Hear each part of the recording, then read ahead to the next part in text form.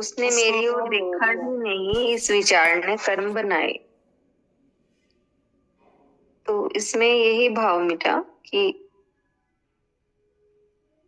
उसने मेरी ओर नहीं देखा, तो इस भाव ने ही विचार ने कर्म बनाए। तो बहुत बार ऐसी चीजें आती हैं कि हमें लगता है कि कोई हमें इग्नोर कर रहा है, सामने वाला, लेकिन ये हमारे ही विचार होते हैं। हमें ही लगता है कि वो हमें इग्नोर कर रहा है। हो सकता है कि उसने देखा ही नहीं हो सकता है कि वो उसका ध्यान कहीं और हो। तो ये हमारे ही विचार होते हैं।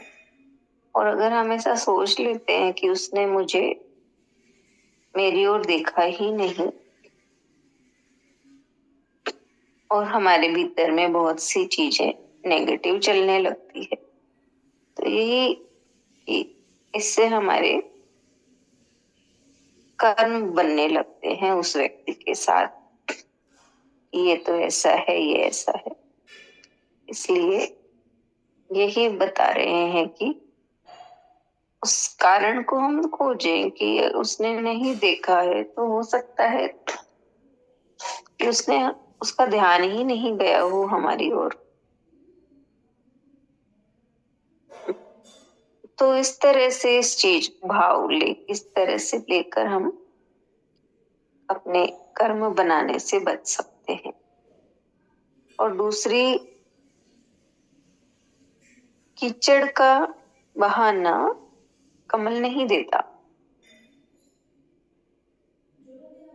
हाँ, कमल नहीं कहता कि वो तो कीचड़ में है, कैसे खिलेगा, उसके चारों तरफ तो कीचड़ ही कीचड़ है। वो बहाना नहीं देता कीचड़, कमल। वो तो बस एक सूर्य की ओर अपना मुख रखता है।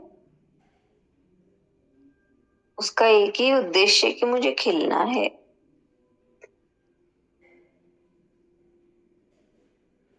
तो उसकी चाह ही उसे कीचड़ से ऊपर उठा देती है कि मुझे खिलना है, और वो सूर्य को देखता रहता है।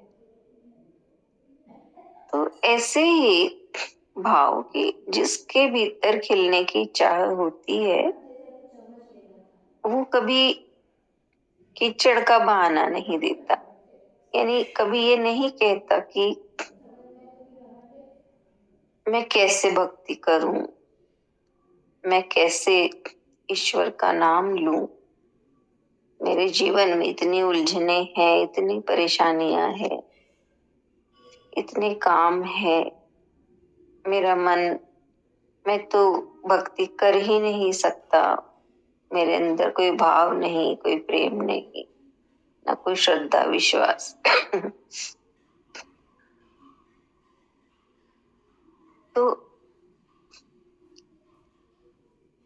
वो ऐसा भाव नहीं रखता, यानी कीचड़ की ओर देखता ही नहीं, कीचड़ का बहाना नहीं करता। सारी कमजोरियां, सारी जितनी भी कोई भी प्रॉब्लम हो, सब परे हो जाती हैं जब भीतर में खिलने की चाह हो। इसलिए बताया कि कमल कभी कीचड़ का बहाना नहीं करता। मैं कैसे खिलूं, उसकी तो चाह ही, सूर्य से प्रेम ही उसे ऊपर उठा देता है कीचड़ से और खिला देता है। हरिओम।